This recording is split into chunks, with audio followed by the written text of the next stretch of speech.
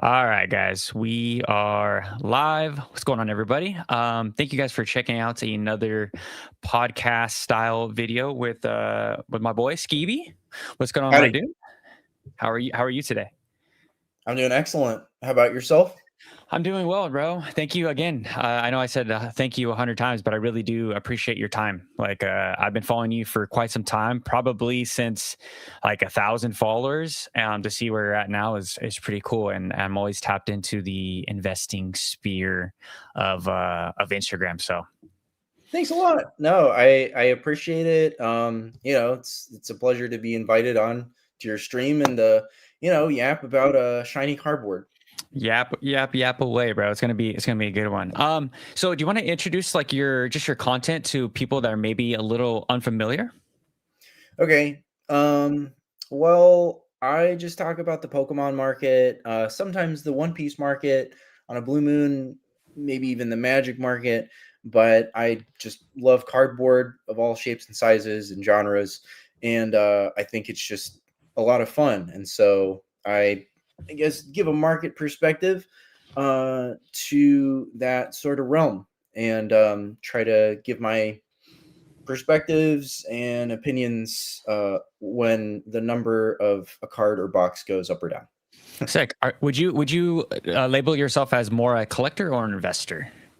um, uh, probably investor is as much of a sour taste that leaves on people's mouths, but I do collect. Okay. I I collect singles, slabs, stuff like that, and I more so, stack boxes as an investment. But I try to do both just so I can keep the love alive because the the more it becomes a number, the more it becomes this game. You sort of like lose passion for the hobby and then replace that with passion for money.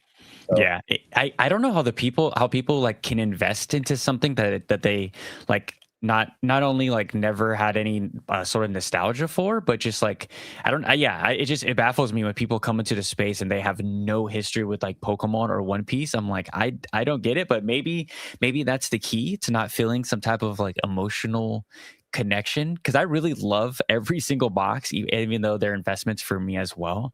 Do you ever like kind of battle the back and forth of what more you are, or mm, that's a really good question. I mean, it's I don't know. I guess I just have a bucket that I'll never sell if it goes up or okay, down. Just because I appreciate it, it brings me joy. And then I have another bucket that I'm just sort of monitoring. And you know, if push comes to shove, and I need to pay a bill, or some life event happens, it's ready and available to me. But honestly, like I I get more peace of mind the less I look at the charts. I get more peace of mind when I'm not looking at the collector app. And like yeah, honestly, like I would love to just contain everything in a box that I can't see, that's like locked for like, you know, 2 to 5 years. And then, when it unlocks, I can go, oh, okay, cool. But like the more I look at the stuff, and I guess just overexpose myself to the numbers, it stresses me out. no, for sure.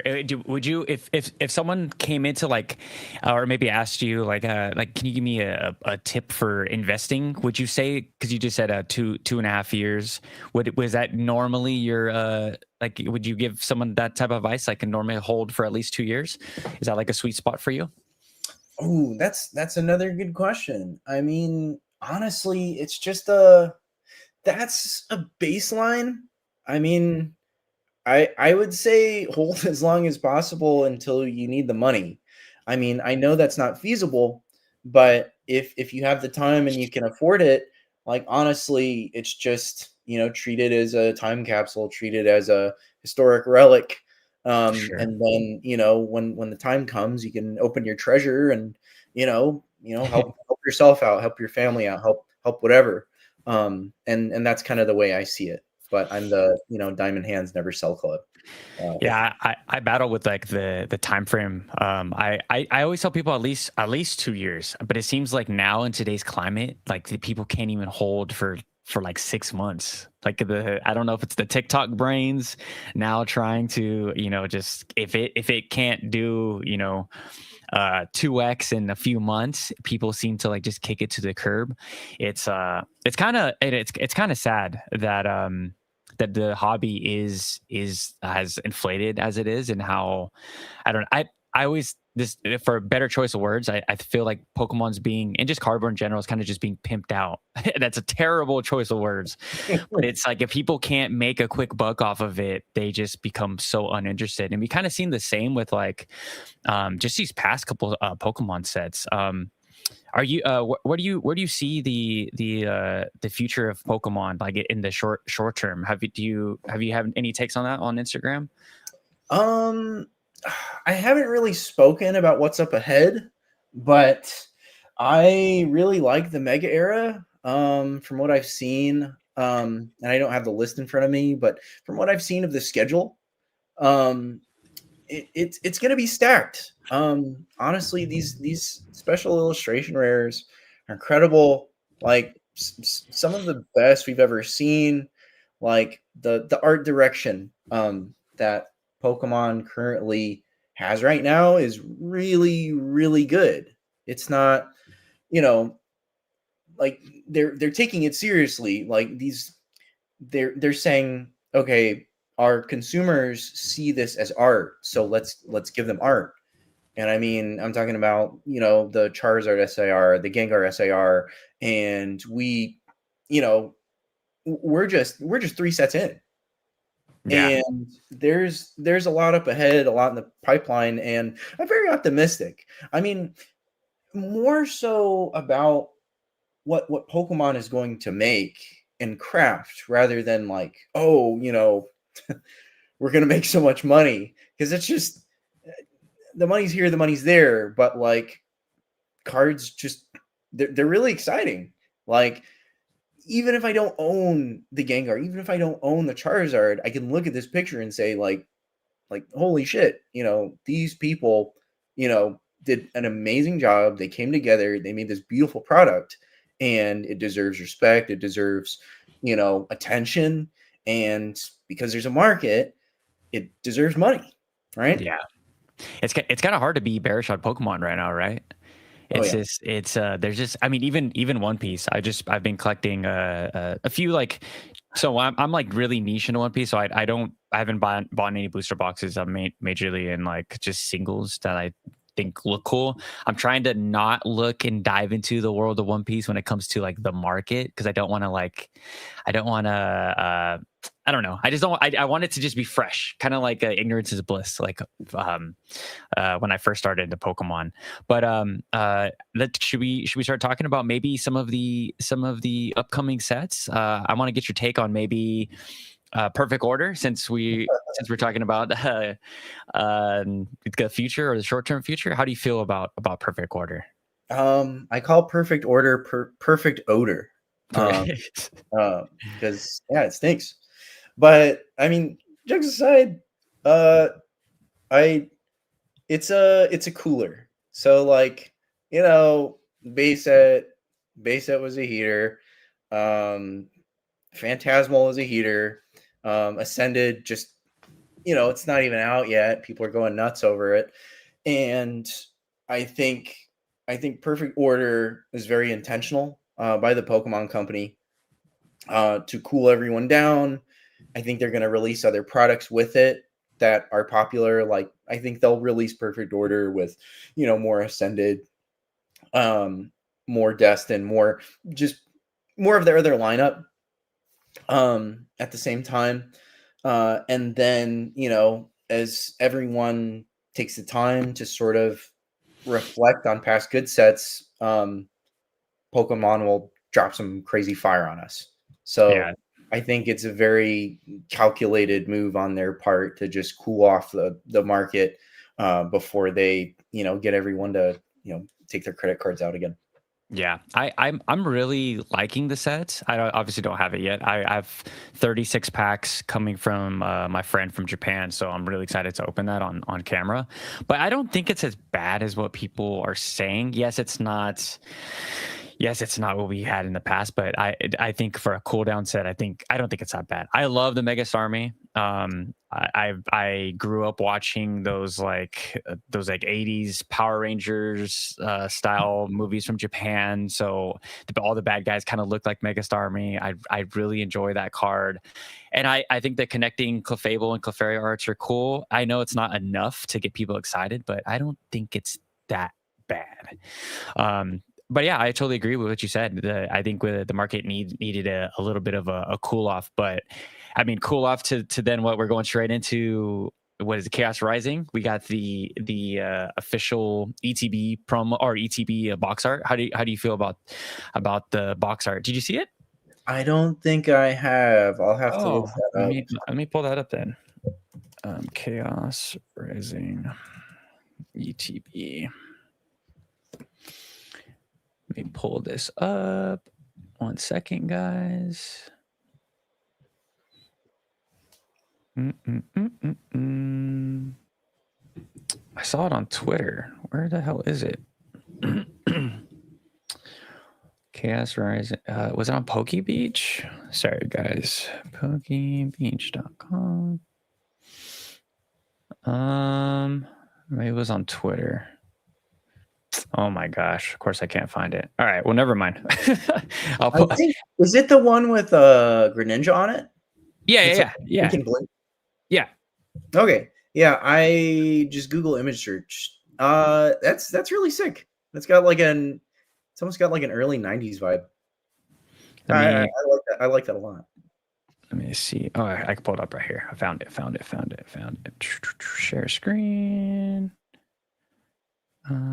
Screen audio.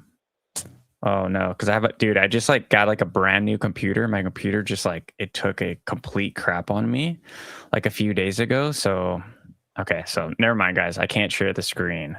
Oh wait, never mind. I can't. Here we go. Where okay. So this right here.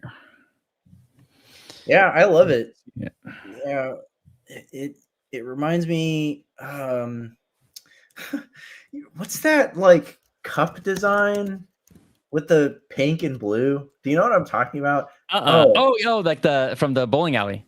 Those bowling alleys from the 90s. Yes, that's exactly what that reminds me of. Yeah. So can I share my screen? Yeah, of course. Yeah. Okay. You just have to hit request. Okay, for sure. Yeah. But like that, but that's sick. It's a sick design. Hold up. So hold on. Well, now while my you pull computer's giving me problems. You're good, bro. While you do that, I'm just gonna say hi to everyone in the chat. What's going on, Jaleo? Got to get that new computer fired up. How many programs did you forget to install before the stream? No, I tested it before the stream, but I didn't do the obviously a few of the where you gonna allow the program access to Google. Let me pull this up. Okay, cool. Yeah. So you see what I'm saying? Exactly. But it's sick. I love those cup designs. That's like my childhood. Yeah, exactly. So like, yeah, I see that ETB, I automatically think of this. I'm just like, damn, like that's really cool. Yeah, I'm a huge Mega Greninja fan too. Like, I think it's so gangster of him like standing upside down. It's so cool. It's just like you pull up to a Pokemon battle and your opponent's just like upside down with like his tongue out. It's so cool. Spinning on the Shuriken glider thing. Yeah, it's so sick. Awesome. Let me just say what's up to the chat. What's going on, Maxwell? Glad that you could be here. What's going on, Chan? Damn, man, some of my favorite content creators collabing. I can't believe this is my life. Appreciate you being here, Chan. Really appreciate all the love. Lou, what's going on? Hobbies cooked. Why are we here? Just saw someone listing their house on Facebook Marketplace, looking to trade for a large Pokemon collection. That's crazy. What's going on, Uncle Shrimp? I'm a lazy collector and investor. Hold until I can't or my kids inherit. What's going on, Taco? I was in stream yesterday, and a viewer literally had to ask the streamer for advice because he was contemplating selling his Ascending Heroes diamond handed for almost a week. Yeah, bro. People cannot. People cannot hold Taco. What's going on? Jodo Jake, what's going on, bro? Pop in and say hi. On my way to have dinner to celebrate with the boys. Gonna rip a Charizard UPC. Probably won't pull anything, but I hope you guys have a good live. I'll make sure to catch the replay. Appreciate you, Jake. What's going on, Roxy Boxy, John? Who else is in here? And Hectic, what's going on? Glad that you guys are all here. Yeah. So, what were we discussing? Yeah. So Chaos Rising. I'm excited. I'm excited for anything Greninja. I actually have my favorite Greninja card right in front of me. It's actually going out to get graded, but you guys already know the Oh, pizza, hell yeah. pizza splatter. I put this is in Korean. In Korean, it has like a nice yellow, like a orangey yellow texture to it, very different from the Japanese version. Interesting. Yeah, it's S tier. I love that. I just need it in the slab, and I'm gonna throw some cool graded guards on it and just love it forever. What are some of your favorite? I mean, you want to talk about just some of your collection? What are some of the things you're collecting right here, or today, or this recently, or what are your favorite cards? Or Okay. Let's see. I know where to start. I'm pretty basic. I like Gengar. I like Mewtwo. I like Vaporeon, but for perfectly normal, Nor- well-adjusted person reasons. yeah, And I don't know. I'm pretty boring. Like I collect mainly English. And I have some slabs that I like. But I do collect One Piece boxes. Like nice. I do have some One Piece boxes that like I'm collecting because like I think they look sick. Yeah. Are you a One Piece fan as far as like the anime as well? I don't watch the show. Oh shoot. Which yes, I'm adding myself as a fake fan. But I mean, aesthetics wise, characters wise, like I think they're great. But yeah, I was not ready to answer a One Piece quiz tonight. Oh, why did you read the manga, or did you just like the way the characters looked?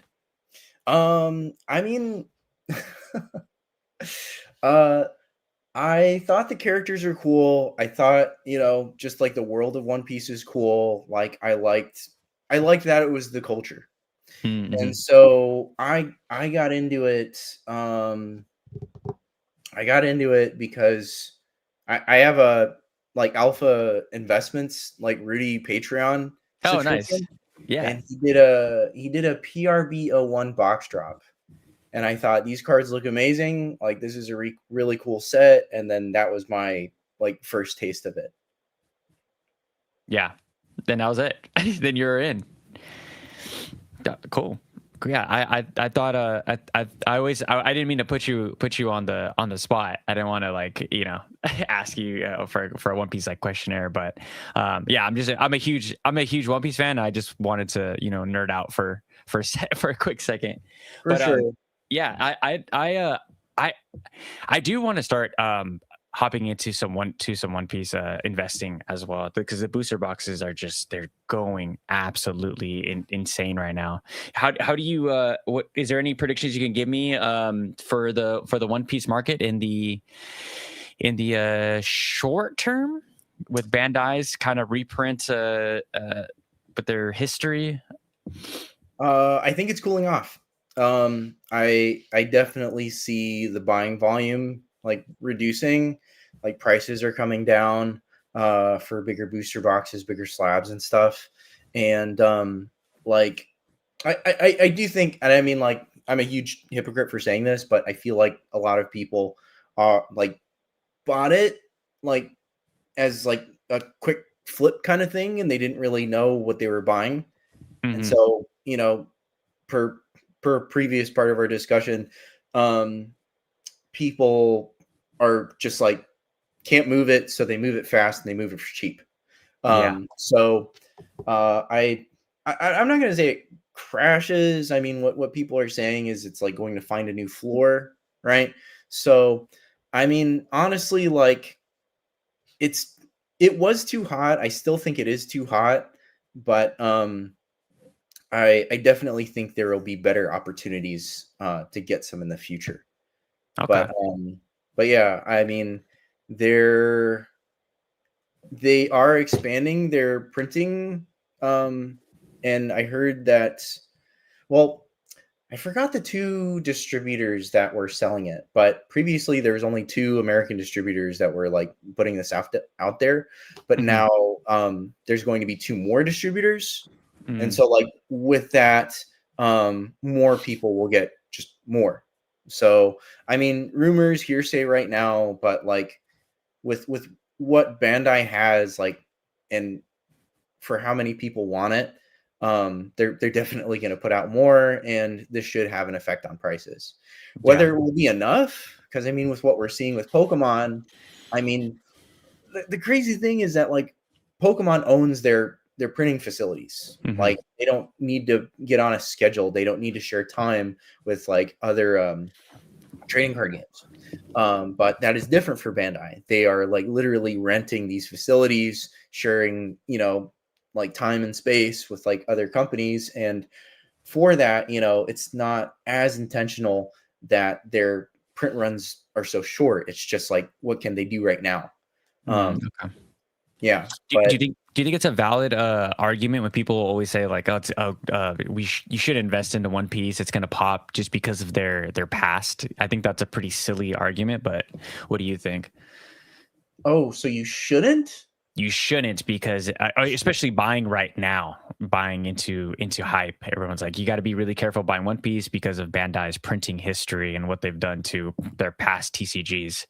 I think it's a little silly, because I think a lot of people don't understand how strong the IP is. But what do you think? Well, I they learned their lesson. Hmm. So, um, a while back ago, OP07 came out, 500 years in the future.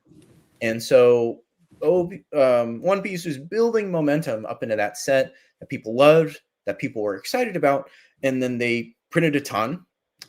People were pissed because I remember watching boxes go from like $300 to 100. Like it was really bad. But Crazy. ironically, that was like the time to buy. Yeah. But yeah, they effectively culled their player base, collector base, because they had pulled another Bandai move, and then they they the last set that they really heavily reprinted was OPO 8. Um, uh, what is it? I forgot what that set was called. It's the one with Silver's Rally. I But have no idea. anyway, um, but OP08. Um, yeah, they printed a ton of that. The market didn't like it very much. There's too much to go around. And after that, like from OP9, like they just completely killed it. And Hmm. they did an amazing job. They learned their lesson, and they were able to just take previous mistakes and just, you know, print what was necessary. But Yeah, the irony now is that um, printing what was necessary before is not enough to just like satiate how much people want it. for But sure. no, I mean, One Piece has a really, really bright future. Yeah. Like I'm excited to see like what they'll do. I mean, there are some leaks for OP15 I saw today. They're doing alt art leaders. They look Mhm. incredible. They look really, really cool. Yeah. Yeah. That's the tribute to the women, correct? Is that one? That's EBO3. Oh, okay. So Yeah. EBO3 comes out the 20th. OP15 is coming out in April. Oh, okay. Cool. Yeah. Yeah, I don't know. Mhm. I don't know anything about any of the print runs. I just, like I said, I'm straight up ignorance is bliss. When I go to Japan, I pick up some One Piece cards that I like, and that's pretty much it. I'll rip some packs when they're available, like at Target, or when I go to like to any place that has Japanese One Piece, I'll rip something. So, but I don't know any of the booster boxes. I don't know any of the stuff. So yeah, interesting. Speaking of reprints, kind of to tie it back into Pokemon. I know that's what we're here for, is for to talk Pokemon. Is how do you feel about the rumor that everyone, and just the hype and the FOMO of that we're not going to get. I guess it wouldn't be FOMO. I guess it wouldn't be hype. It would just be FOMO that we're not going to get booster box reprints. How do you feel about Pokemon just switching over to these collection boxes, these tins, stuff that just ends up in the wasteland of how do you feel about that? Do you think we're ever getting booster box reprints? I That's a good question. Because it's the same packs, but just in like larger, chunkier boxes. And that is really interesting. I I don't know. I want them to print more booster boxes. I think that's good. I think, I mean, but I guess what's difficult about my faith in that is that Pokemon is really just trying to bypass distributors. They're like, distributors hold their products hostage to give to, card shops and major retailers. But the more Pokemon can sort of control its pipeline of like product to consumer, like the better. And then the more money they have that doesn't get like skimmed off the top by the distributors when they have something like a booster box. Yeah. Same thing with just they can sell more packs like for a better rate that goes to them. I don't think they make as much money on booster boxes as far as like profit margin goes compared to ETBs, compared to these, giant ass fucking super premium premiums, boxes. Yeah. premiums, battle partners, like whatever they have right now. But as far as like, will they print booster boxes? I don't know, because like everyone was just like salivating for Destined Rivals. You know, Destined Rivals. I'm trying to think of more booster boxes that were popular. People are salivating for Destined Rivals, probably more Mega Base, probably more Phantasmal. Yeah. If it were up to me, I'd have them print more Paldea. For sure. But no, it's just like Pokemon companies like, what? More Charizard DPCs coming right up, bro. Like we're asking for booster boxes, not yes, more Charizard DPCs, and that's kind of the dialogue between, I guess, collector fan base, whatever, and the Pokemon company. So I don't know. Like I want more booster boxes. I want them to be a better price, for me, for everyone else, but their business strategy is shifting away from that model. Yeah, I do agree with you when you said like the pack per price is like it's they can get a way better deal with those huge advertised collection boxes. Super annoying. Like it does get the pack per price down, but it's not enough for, at least for me and for the collectors and investors. The booster box just does so many. You could skin a booster box in so many different ways in the hobby compared to like a collection box, where like some of these collection boxes that they're like, I just been buying the, what are they called? The Melmetal something double box from Target, and they have some pretty decent packs in there. But at the end of the day, I'm like, I'm only getting 10 packs, and then I have to carry this like around this huge collection box. Like it, to me, I feel like they're kind of slowing down the investing market, or at least that's what their plan was to do, was kind of slow down the investability of Pokemon and put it into the right people's hands. But I think it's actually done the opposite. It's actually forced. I mean, we've seen it with Destined Rivals, right? I feel like we've actually done the opposite, and it's made the booster boxes even more investable because we just simply don't get them. I mean, we can kind of talk about Destined Rivals going to $600 right now, which is just madness, dude. Absolute madness. What do you think about the $600 price point? I think Destined Rivals is just way too hot. I I am scared of it. I mean, I'm not gonna sell it, but what I'm noticing is this like sort of market hesitation. Like it shot up a lot, but it's bouncing around from like 550 to 600 to 550, and it's interesting to track it at these prices because you can sort of see where people are afraid to buy, like, and they're afraid to buy above 550. And I think they should be. I For think sure. everyone should be like afraid to buy a Destin Rivals booster box because like it the set came out like last summer. Like it Yeah. came out in May last year. And so, everything moves so fast, but that's just like literally like I don't know, 7, 8 months ago. And it's in rotation till what 2027, 2028. 2028. So Hmm. the thing is just usually usually you'll see these spikes happen when sets go out of rotation, right? So I don't know if it's been priced in already, but I believe the first block of Scarlet and Violet is going to go up because past April, Scarlet and Violet base, Paldea Evolved, Obsidian, and what came after, including 151, is like out of rotation, and so it's just like a timing thing. And I think the timing of Destined Rivals is really weird and just like way too risky. Um, Hmm. but I mean, for the investor bros, for the people trying to make a buck, I'm just surprised to not see those earlier sets, make the same move, especially Paldea. I might make a video about that because they're roughly coasting around the same price for a while. Like I just been watching them bounce around the sort of 350 400 range, Hmm. and Paldea is still in that range. It just cracked above 400, but Destin just skyrocketed. Yeah. Um, and I don't know if it's just Team Rocket being iconic, because I don't know.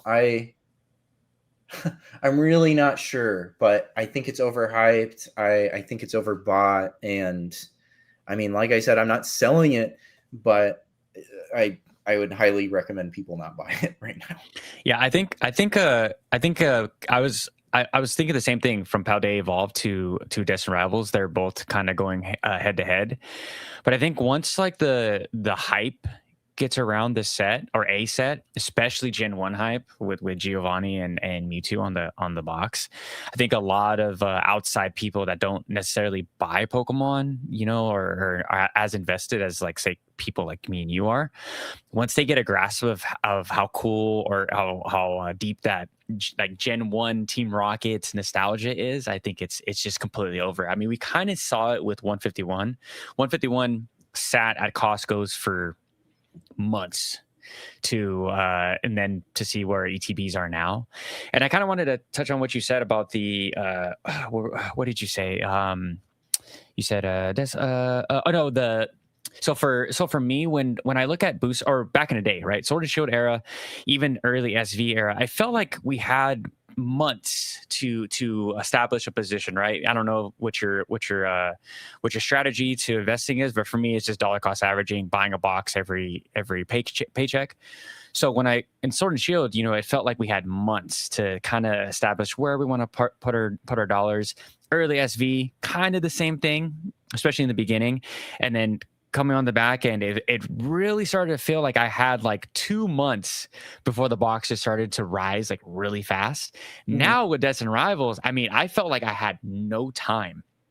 It feels like once these boxes like are out there and the hype is behind them, we have you have to establish that month if you're gonna go all in. So I felt like I missed it. I also collect Spanish booster boxes. So I have a Spanish DR box I bought for 140. Even that is up $40. It's That's almost really at cool. it's almost at $200. So I'm like everything is being affected by the English market, but do you kind of feel the same way? Like we just we don't really have too much time to think to put money into some of these boxes. For hype sets, no, not at all. It's just you need to no brain to buy. Yeah. Just close your eyes, click the button, like just absolutely, you know, Yeah. just buy whatever you can without even like thinking about it. Because like the next day it gets more expensive the next day. But but I mean, it seems like we have plenty of time to get perfect order. So Uh, it's just where the hype is, and to that I'll say, it's just the opportunities are out there. You can buy, sets with like good Pokemon cards. I mean, like right now, I still think Shrouded Fable. Shrouded Fable is super undervalued, underrated, just super cool set, like super cool theme. I love when Pokemon makes like spooky sets. mhm. They don't make many of those. Um, and you know that set was short printed, like, and they haven't reprinted any of it, and bundles are still sitting at like $40, man. Crazy. Yes. And so, I mean, I don't know. I like the way I try to see it is I try my best to avoid the hype. Unless I can find Mhm. an amazing opportunity, an amazing deal, I have a connect that can, hook me up.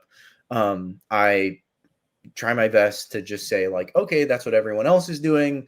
I'm going to, scour the market for opportunities I like at a price I like. And, just I try to be a little bit contrarian. Yeah, it seems Unless it's oh, sorry, go ahead. no. After Oh, you.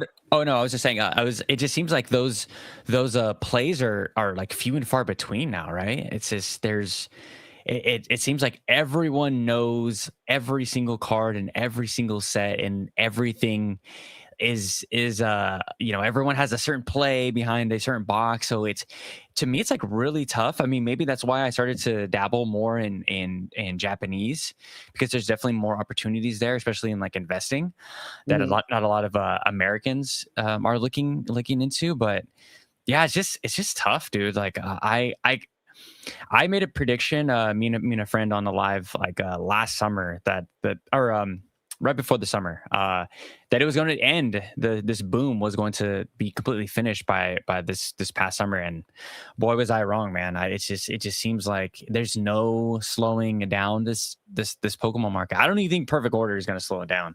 I think even those booster boxes are going to go, like my price prediction is 250 for that box too, like within 3 to 5 months. I think everyone's thinking MSRP for that box, but I highly disagree, just because of just we're not, Pokemon hasn't proved to us that we're getting reprints of booster boxes. So I don't know. What do you think? What do you think, this market's cooling down anytime soon? Uh, well, it's so weird because I Pokemon is a market, right? And people are dumping tons of money into it. But I don't know if you've seen the other markets right now. It's bad. Yeah. It's looking really bad. Crypto took a massive beating. Yeah, I, I like I shorted the crap out of Bitcoin like the entire way down. smart move, smart Yeah. move. I think it's like what 60K right now, Yep. Yep. and and I mean, I haven't been looking at the stock market, but Silver crash, gold crashed. silver crash, gold crash. Um, it's just, I mean, recession indicators. Like what Yeah. what's weird is that every everything else is just like it's on fire. It's like crashing. It's like not looking good. But like Pokemon is this. It's its own little bubble. Hmm. And so I mean, I don't like making excuse me, I don't like making predictions because I'm usually wrong. But I I want to say like the greater market forces will sort of, you know, impact Pokemon too. You Hmm. know, I don't think it's a matter of people like losing hype or interest in Pokemon. Um, I think like people will know about Pokemon for the next 50 years, and that's Yeah, like one of the strongest, most sort of bullish things like you could say is that like, you know, people love Pokemon, people love Pikachu, and you know we'll know about it for a while. But when people lose jobs, when people need to pay for essential things, people are going to have to sell their booster boxes, their cards. But I'm hand waving here. I have no idea what's going to happen. If everything stays as it is right now, I think 2026 is just going to be another blowout year. yeah, Because I mean, look at Ascended. Ascended Heroes is like pre-ordering for like 160 in ETB. crazy. It's just absolutely bonkers. 30th anniversary right around the corner as well. Mhm. I remember the sentiment on YouTube and Instagram. Everyone's like, it's gonna crash after the 30th. I'm like, not anymore. I think the money is here to absolutely stay. It's gonna take, I don't know, like maybe an actual recession to get people out of Pokemon, or maybe to sell their Pokemon. But still, I think that one of the thoughts I've always had was, I'm like, oh, when the economy's doing bad, when people are losing their houses, can't afford rent, gas, whatever, like they're not going to buy Pokemon, right? But I watched this. I listen to a lot of like financial stuff, financial YouTube content, and they're like, people always make bad decisions in these in the global recession. They'll always bust out the credit card to get these like little cheap fixes, and that's exactly what Pokemon is, right? It's like these little small dopamine hits, these little small, it's tiny little cards that make us feel good for about 10 minutes, and then we forget about them. But yeah, I don't know. I don't. I guess I'm hands up in the air as well. I don't. It's just gonna be a crazy 2026, dude. Um, Well, I mean, the unfortunate thing is that while people are losing the ability to like afford Pokemon cards, there's still just a very, very, very like wealthy upper class that will, you know, put house down payments on, uh, you know, One Piece manga rares and gold stars and, um, you know, uh, e-readers and stuff like that. yeah, And so like it's it's this thing where like the buying pool is getting smaller, but like the buying pool has like endless money. yeah, So it's like something like that, which sucks because like everyone should be able to play, everyone should be able to collect it, like, and the more hype and interest universally, the more sustainable it is, you yeah, know, not just for two or three people to enjoy. Also, yeah, very whatever happens to the American economy, I'm not sure, but like very, very wealthy Chinese people like love like Pokemon and yep. they love like using Pokemon in uh I guess more financially sophisticated ways. 100%. Yep. Yeah. I have yeah. There was did Forbes do a article on Chinese Pokemon collectors that are using it as like parking billions in assets in their ass. Did you see that article? I there was an article. I don't know if it was Forbes, but we might have caught info like from that article. Yeah. But I mean the like to bypass Chinese currency restrictions, like they'll just buy like five ponchos and call it a day, Yeah. and like fly out to Japan, fly out to wherever, and then Yeah. just, use that as their currency. Crazy. Yeah. Team Rocket. We had a question from Team Rocket Joey. Opinion on Lorcana. This is a troll from Joey. My opinion on Lorcana, I like Disney, and I think the cards are really cool, the alternate arts. But do you collect any Lorcana boxes? Nope. No. Their their management isn't very good. They like they print too much. They'll do things like Amazon dumps. They will reprint popular cards and stuff like that. And for as popular as Disney is, and their characters are, it's just if the management's bad, like the cards aren't going to do well. And like even if you're not even like collecting to invest per se, if you're just a pure true-hearted collector, like it still burns when you buy an expensive card and it like gets cut in half. Yeah. So I don't know. I mean, I yeah, not really into it. Yeah, I'm not a good Lorcana investor either. Pokey Lambo says it's a great door stopper. Oh man, that's great. Yeah, so maybe we should. What do you think we should get into? What's right around the corner with Pokemon? Is there any specific things that you're excited for? Maybe in the near future, maybe the 30th. Hmm. I To be honest, I don't have high expectations for the 30th. Okay. I mean, I just everyone has their ideas and everyone says like, "Oh, if it were up to me, they would reprint e-reader cards and then they'll do like a Lovebirds reprint Yeah, the and Lovebirds all this reprint. like, magical stuff," which I mean, that'd be sick if they did that, but I don't know. I mean, I don't want to use the 25th anniversary celebration set as the sort of baseline, but Hmm. it didn't 25th anniversary didn't leave that impact. Yes, it Hmm. was fun to open. Yes, there are some cool cards. They've sustained some value. Sealed too, but it wasn't like the Pokemon Company put everything into it.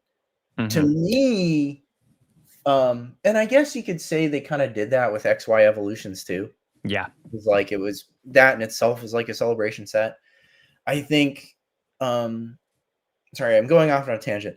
No, you're good. I don't really have high hopes or expectations for 30th, but I feel like the sort of spiritual 30th anniversary was 151. Hmm. Like I think it's the nostalgia and the art like combined to make like an amazing, like truly great product. So um I I don't know, but I would like to be wrong, but I'm just setting my expectations as low as possible, just so I'm not, expecting certain things and saying like, "Oh shoot." But what I will say is, the logo just sucks. Like I Oh, you can't don't like believe it? Oh, I like. well, well, they recycled the 25th logo, Yeah. and so I was hoping for something else. I I'm surprised because I remember like the Japanese celebration cards had that like cool looking like 25. Yeah, they're the Um, best, dude. The and best. then in English they did the Pikachu with the 2 and the 5 cheeks. I'm just like, Hmm.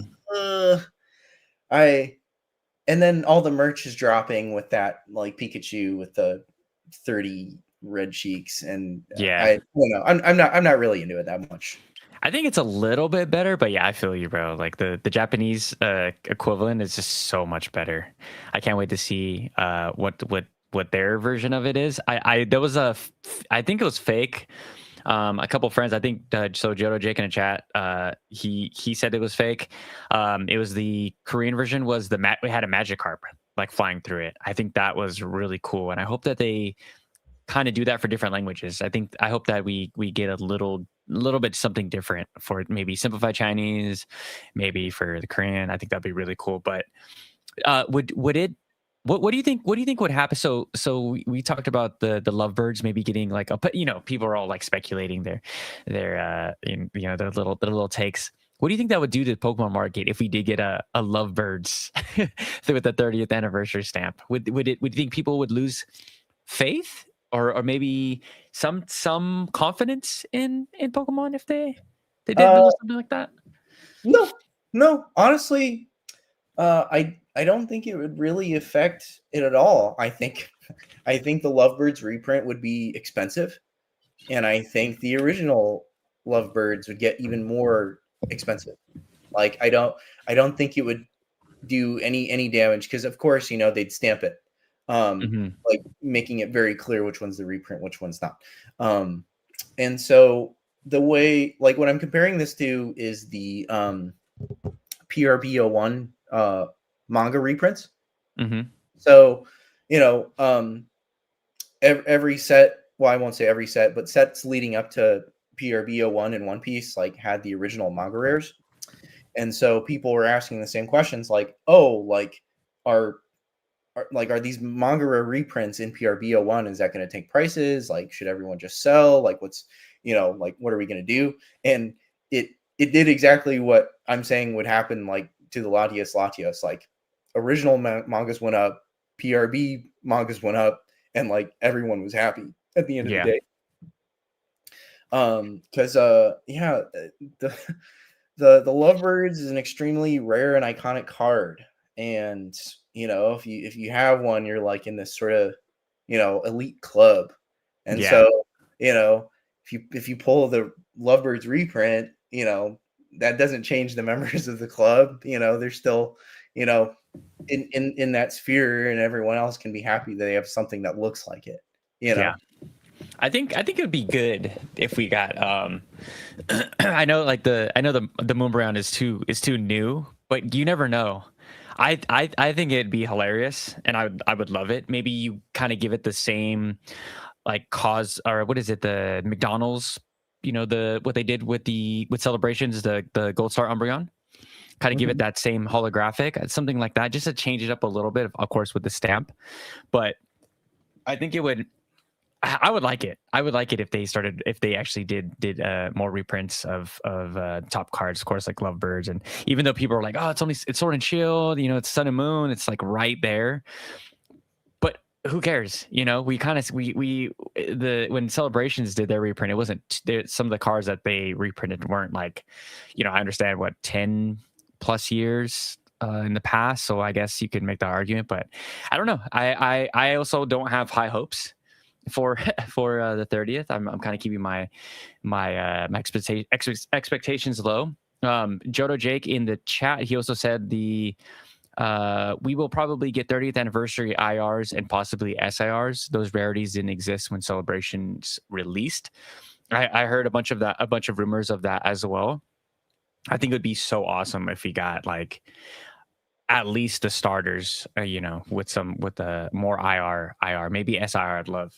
I think it'd be really cool if we got a stage 1 Pokemon getting some SIR love. I don't think we've had that, right? It's only been ARs and IRs, correct? Yeah, yeah. So far, although that first partner set, I'm really excited for that.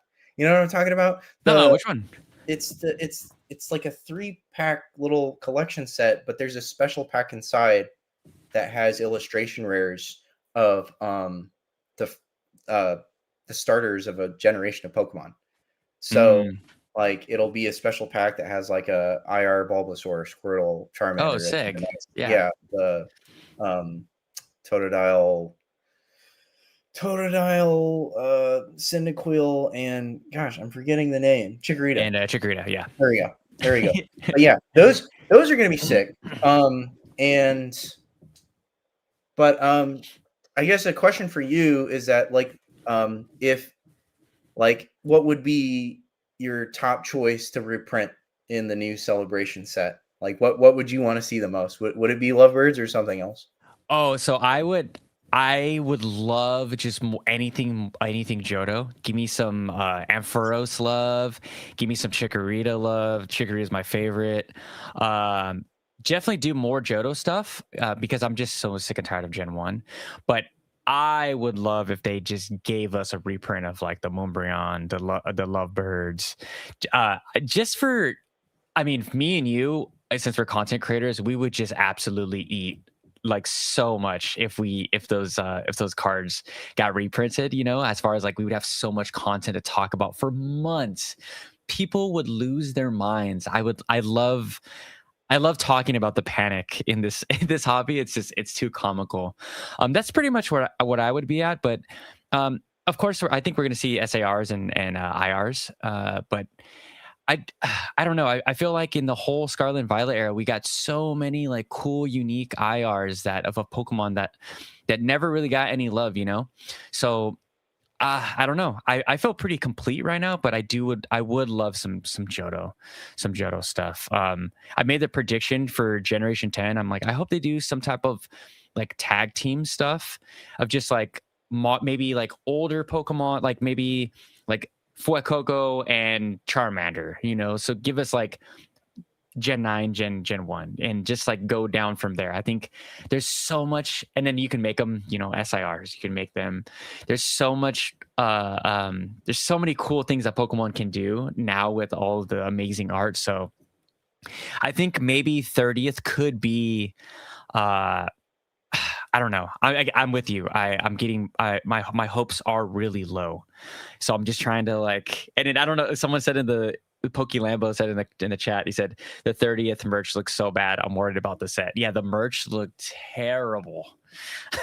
I don't know if you saw. Did you see some of the 30th anniversary merch? Yeah, it's literally just a shirt with the Yeah, logo. It's a hoodie with yeah, the logo. I yeah. mean, It's not. truly phoned in. Yeah, Yeah, truly, yeah, procrastinated the assignment, yeah. It's such a letdown, dude. But I mean, it is what it is. But let's see. What did some of the chat say? Let's see. Dang, bro, Pokemon got to satisfy the investors. Now it's like when a brand stock goes public and they have to please the shareholders and everything goes to crap. And then Jodo Jake replied, they don't got to please anyone anymore. Clearly. Yeah, I agree. There's just, I don't know. I think Pokemon is kind of appeasing the collectors more. Wouldn't you say? What do you mean? As Like, far as like the art, you know, we're getting these. I mean, right here, right? These are just these beautiful full arts. I mean, that you can't even see the damn attack, right? It's just they're baked in. We're getting these really cool, you know, illustration rares as well. I think that they are kind of giving the collectors, you know, a lot more. And we also got like really cool collection boxes from Shrouded Fable, like those we haven't had alternate arts in collection boxes for quite some time. So I think they're doing a little bit. Definitely could do more. What do you think? I mean, I think just the pain point is just that it's just not it's not accessible. Mm-hmm. I think the products are great, the cards are great, but I think what Pokemon could do better is to just get it in the hands of the people that want it, Mm-hmm. who truly want it and don't want to flip it immediately. Because Yeah. the ironic thing about that is that the more product that is in the hands of like genuine like collectors, like people who just love it to love it, Mm-hmm. it gets more valuable Yeah. because because when someone has a card that they love, they don't want to sell it. And so when the majority of people are just holding cards they love, there will only be, a handful on the market. And so like to get more product in the hands of like collectors would, also like enhance their market. But as far as just like getting access to product, I mean, there are amazing cards that are cheap. You can just buy, from singles.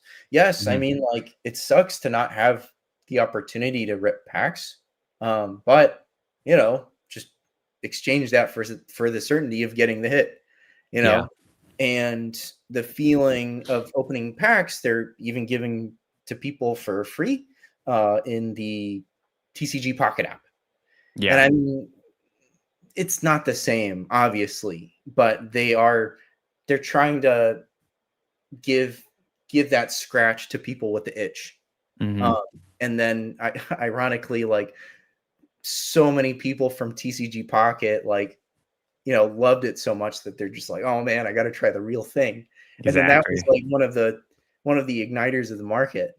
Yeah. Um, but I don't know. I mean, like with this thing, it's like with trading cards in general, like you can't please everyone, and no matter what, like someone's gonna be pissed. Like Yeah. it's impossible. Because say Pokemon overprints, tons of product comes out to market, tons of chases, get put out in circulation. Well, everyone's $200 card becomes a $100 card. And for as Hmm. many people who say they just love the game, love collecting, like it burns, because even if you didn't want it to go up, like you can say, I didn't want it to go down either. Yeah. So um, and Pokemon learned this lesson when what is it? Roaring Skies. They Yeah. overprinted Roaring Skies, like people got burned, people left the hobby.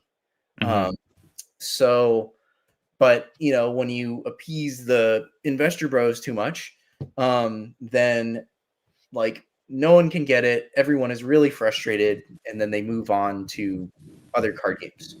So, you know, they're they test the limits of each. And Hmm. I'm just really happy that I don't run that company, because it would just be like another group of people that are like pissed at me because I'm Yeah. overprinting or not printing enough.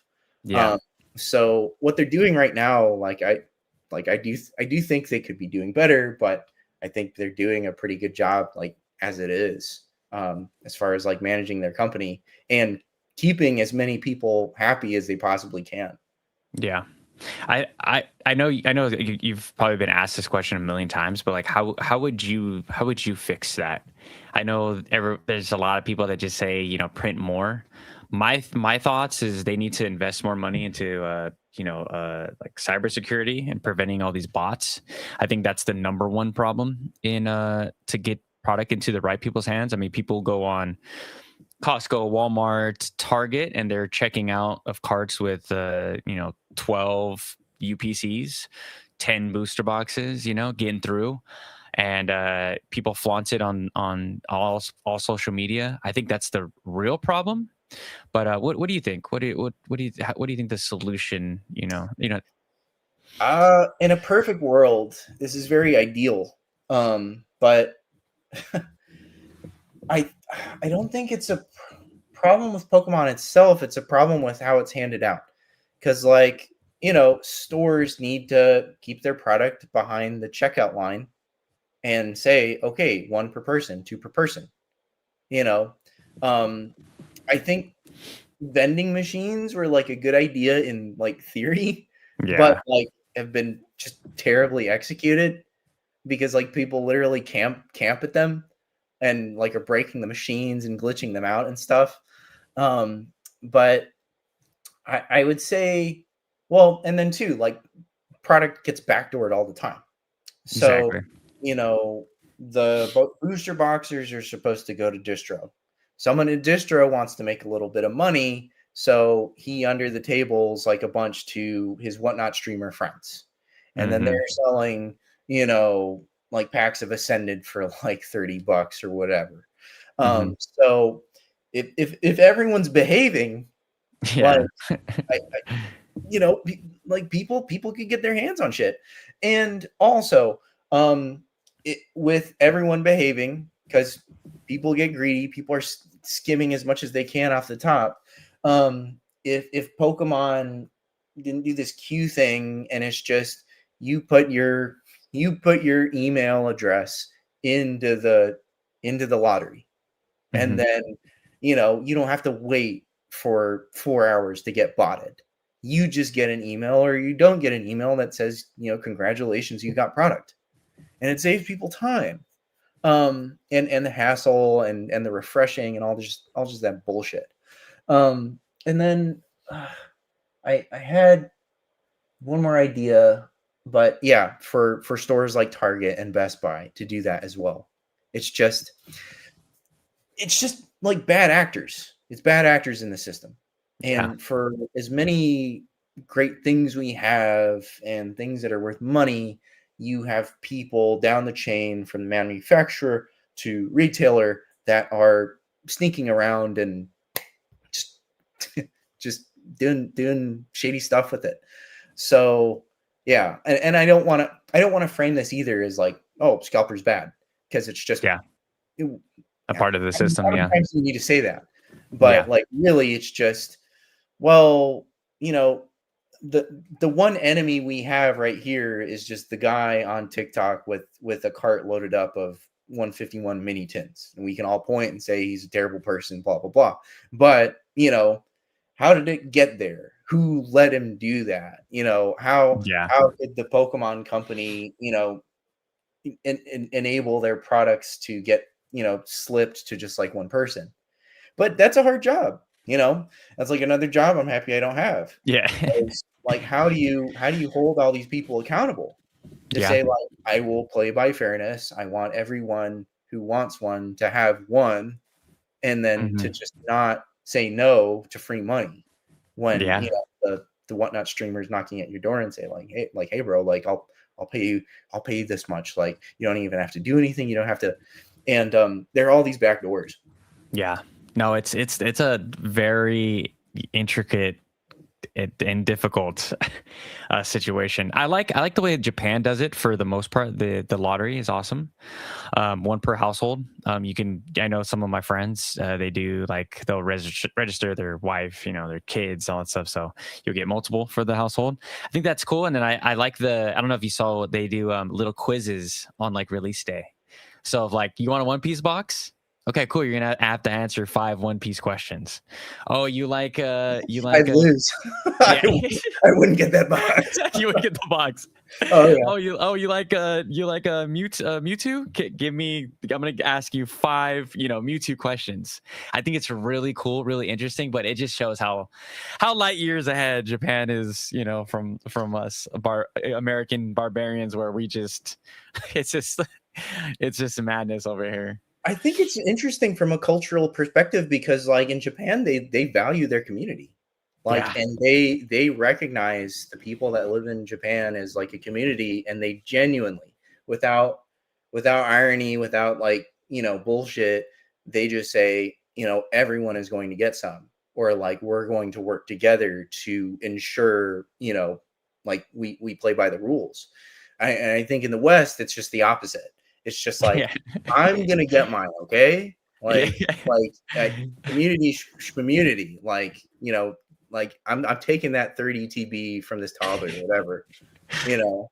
So I don't know. I mean, yeah, I'm happy Japan is doing it that way, and they don't have as many scalper problems. Like you don't. I mean, there's the McDonald's thing, which is crazy, but Yeah. like I'm really happy that like Japan just said like, "Oh, McDonald's, you can't do this anymore," because Yeah. they just recognize it's just like, like people from all over are just like coming into Japan literally to buy Happy Meals to throw away. Hmm. And so rather than someone at McDonald's like slipping, some like municipal like authority like a check, they're just like, no, no, you're done. Like, because it just sucks for the community.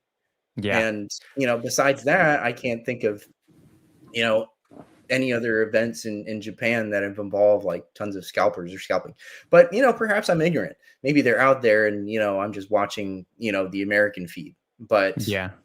you know, No, they definitely they do so many things right when it comes to the world of Pokemon. And what the number one thing that I love that they do is like Pokemon Japan will come out on Twitter and just like or X and will state that they're gonna print this thing until, like you said, until everyone gets some.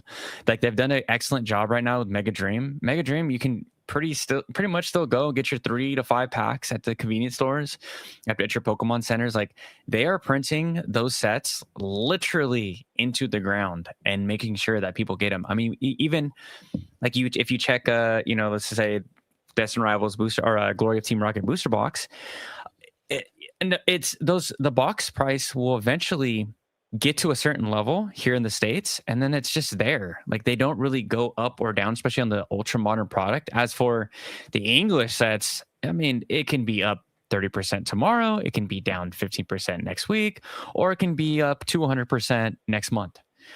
I think with them being so transparent of what they're printing and how they're printing, and giving buyers and investors like the confidence that that they're printing to demand, I think that goes a long way.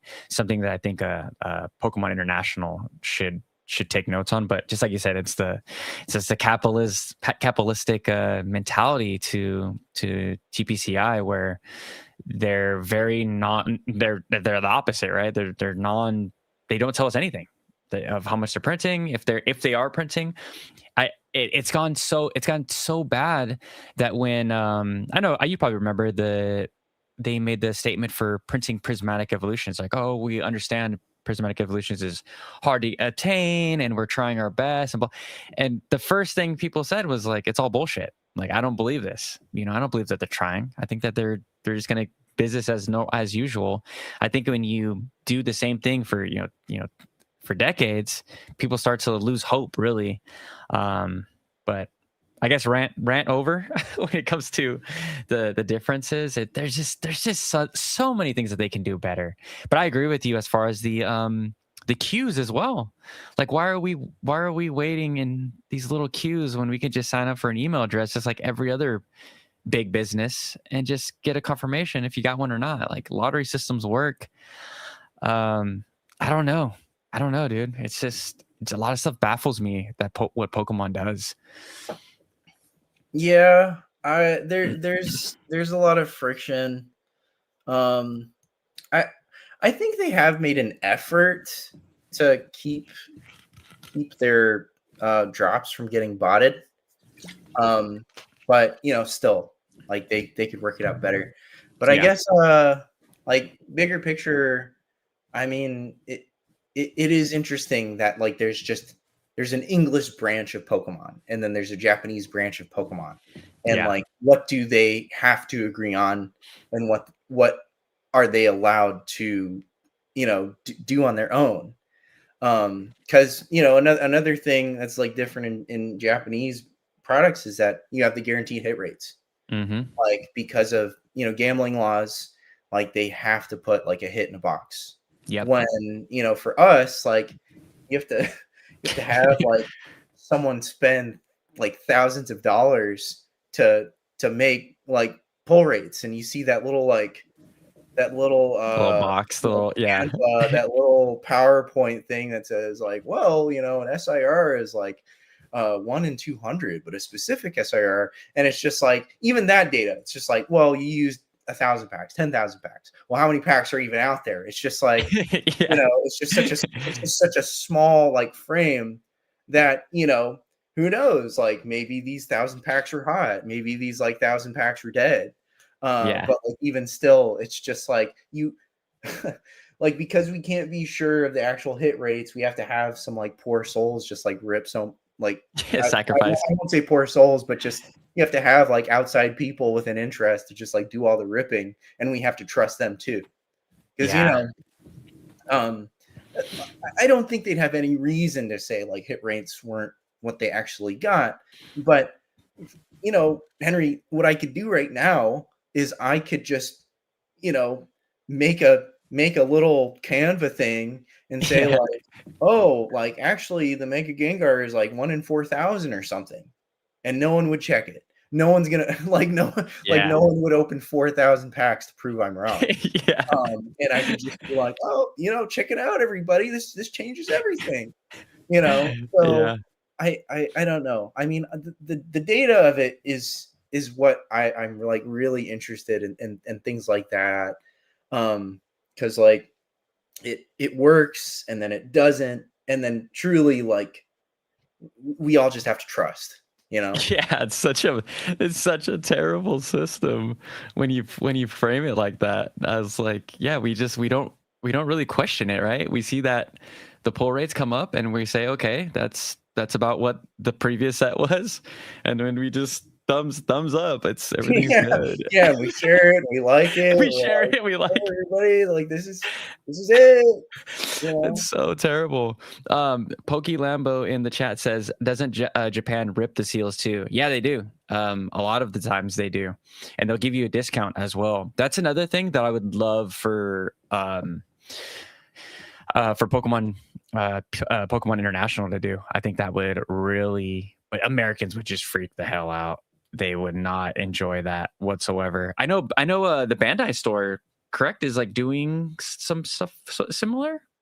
What's Yeah, they were ripping the seals off boxes before selling, and now, like, they're not even selling boxes anymore. They're giving people, like, 12 packs max, Dang, like, from a box. Yeah, it's crazy. that's insane. I went to San Francisco on or this past weekend. I went. They had a brand new One Piece store where people were playing One Piece and stuff. And then I walk up to the register and to grab. They had like the new tins. I didn't even know. I was just literally just walking around and I was like, oh, we have One Piece store. So I grabbed one of those little tins, and I didn't know it was like one tin per person. I was like, oh, that sucks. So then my cousin he grabbed one for me, and I went to go check. I was on Facebook at the end of the night, kind of just scrolling through, try to see if there's any deals. And those tins are like $35, $40 that people are reselling. I'm like, people can't even enjoy mini tins anymore. They're just trying to flip the. It's just, man, like I understand that some people like the madness of just. I'm not even specifically talking about One Piece. Pokemon as well. Like, at what point can we just enjoy the hobby? I feel like we've drifted so far away from enjoying the hobby for what it's like purely intended for. It's just opening packs or just finding packs available or just having that option. But I don't know. I guess it is what it is, right? We just gotta maneuver in any way that we can.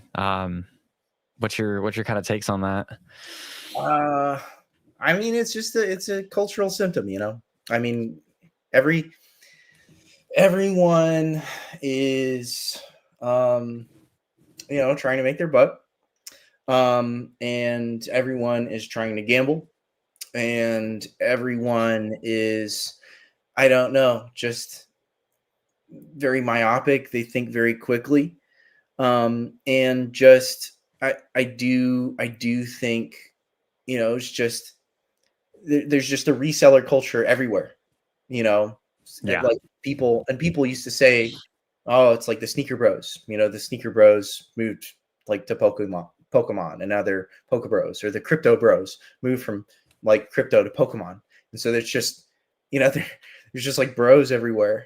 But, like, ultimately, as long as there's, that margin, as long as there's arbitrage opportunities, people will take them, and Mhm. it's just like, well, and but it's I don't want to blame people, but, like, it does go both ways, because you have an ETB comes out of Target, someone stacks their cart, with $50 ETBs, and then they go on Facebook Marketplace and they say $100 per ETB.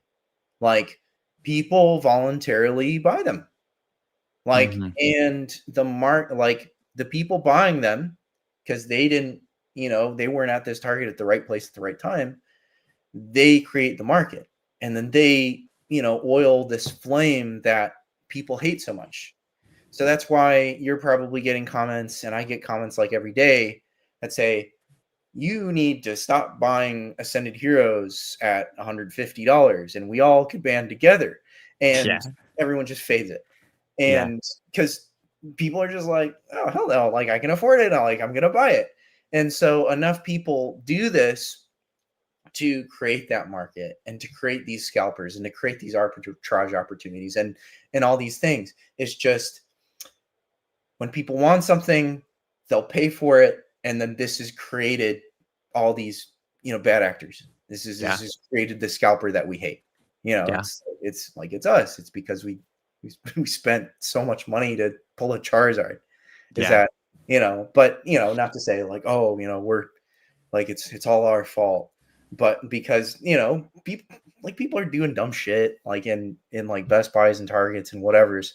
It's just really interesting that it's just that's like the frame, you know. Yeah. It's the common enemy. It's Hmm.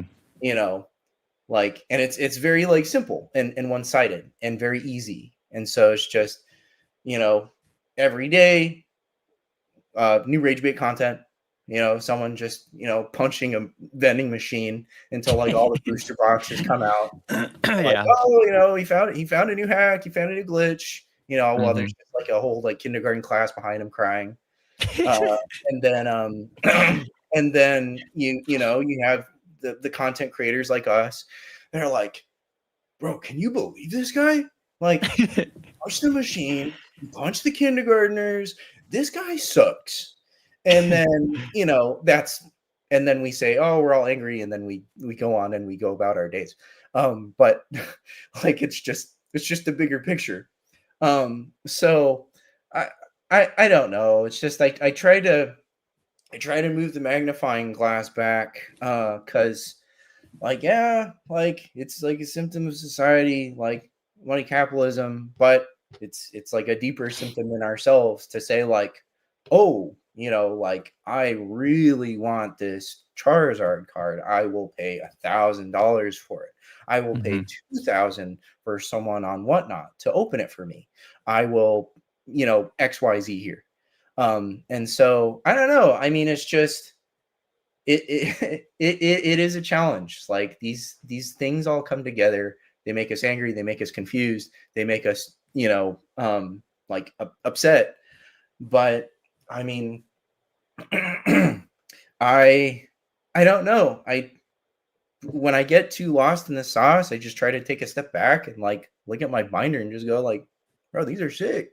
Yeah. I think it's cheesy, it's redundant advice, but I think I think people, are spending too much time looking at, people flexing $1 million collections and scalping and getting rage baited to open their binder up and say like, damn, I worked hard to put these IRs together. Or, like this is why I started collecting. Or, you know, I put these cards together, with my wife and like my kids, and then this is what makes us happy. It's Yeah. just sort of, the content machine. The Yeah. content machine looms over us. It like, spits out like a bunch of garbage. We consume it. And we're just like, damn it, why can't I afford a team up booster box? Why? You know, uh, yeah, I mean that's me, but Yeah. but yeah, I mean, I think the key is Henry is just to touch grass.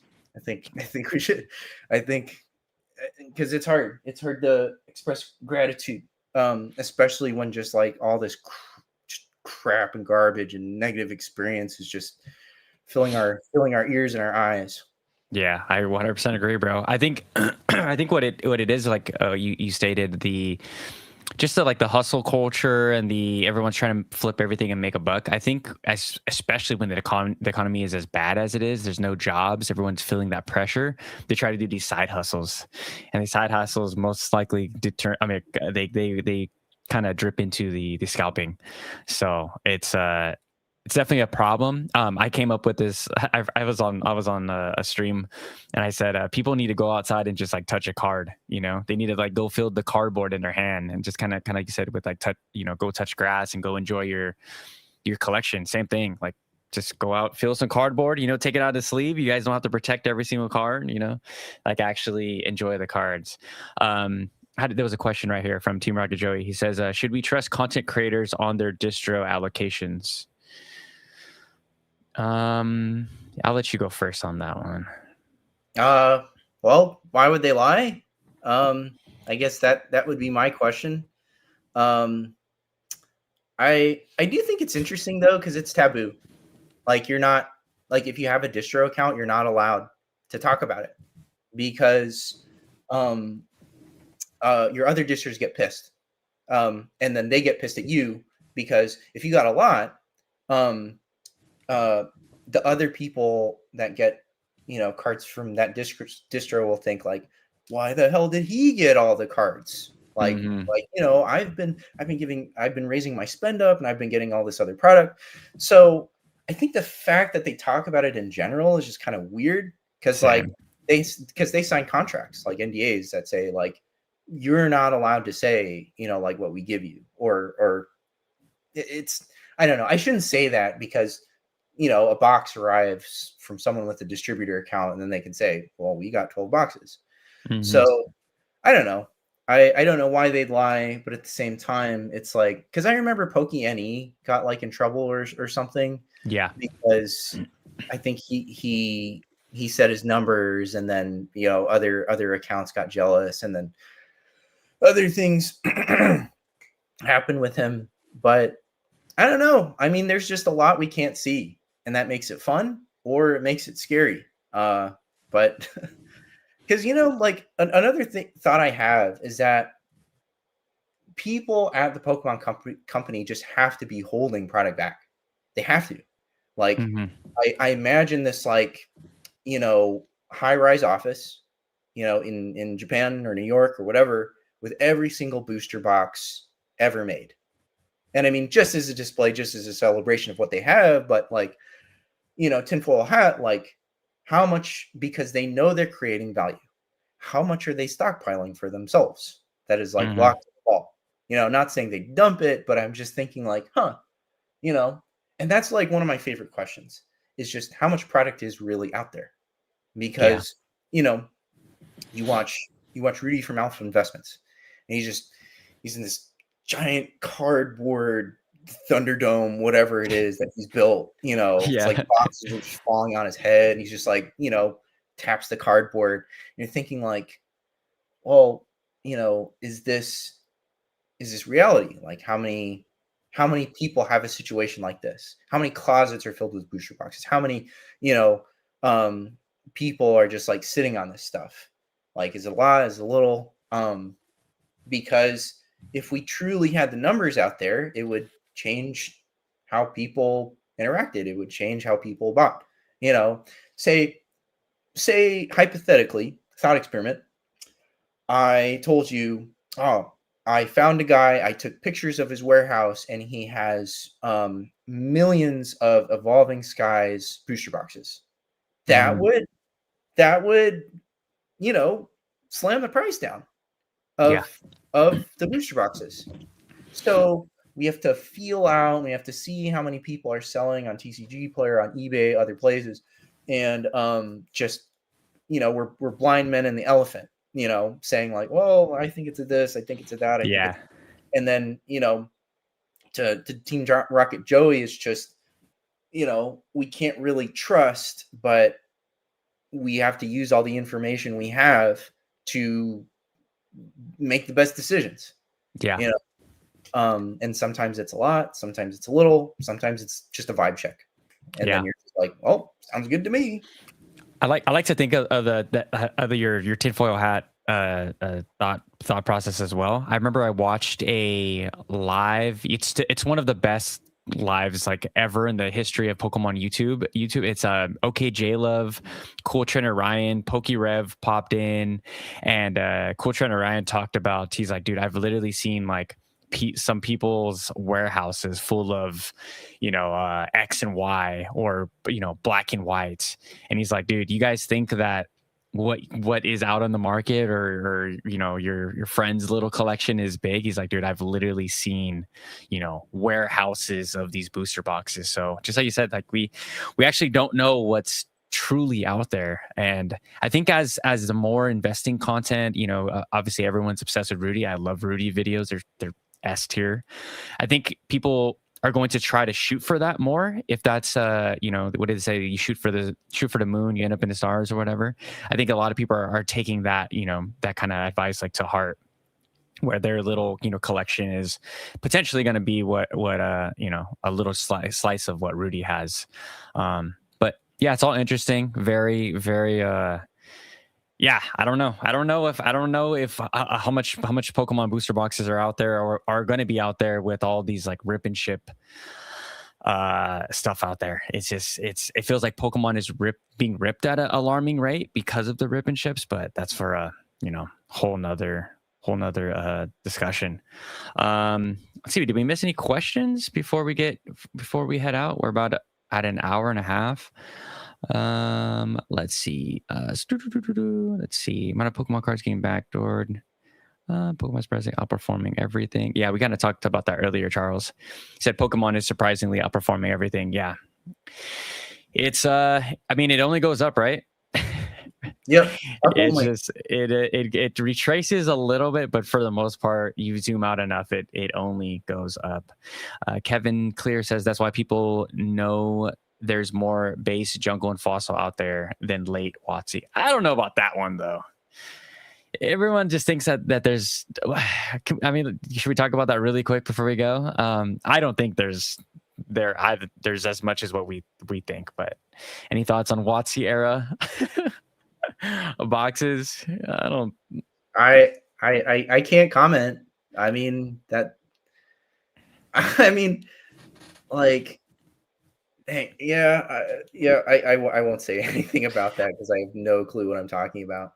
It's like those boxes are amazing how cheap they are too. I think I saw like a jungle box for like 18K. I know that sounds not cheap to a lot of people here, but I mean, you look at some of the mid-era boxes, they're way past 18K. I'm like, are they undervalued? Were they overprinted compared to, obviously the mid-era?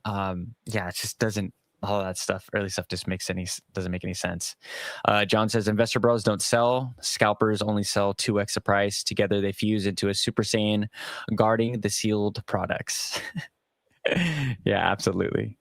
All right, guys, we're gonna get out of here. Thank you so much, everyone. Before you leave, make sure to hit the like as well and follow Skeeby. I left his stuff in the description down below. I want to say thank you again, bro, for taking time out of your day. I know we had this planned for quite some time, so appreciate it for coming on. Yeah, I'm glad we could make it work. This is a great conversation. We got to do it again. Hell yeah, bro. All right, guys. I'll talk to you guys later. Peace out.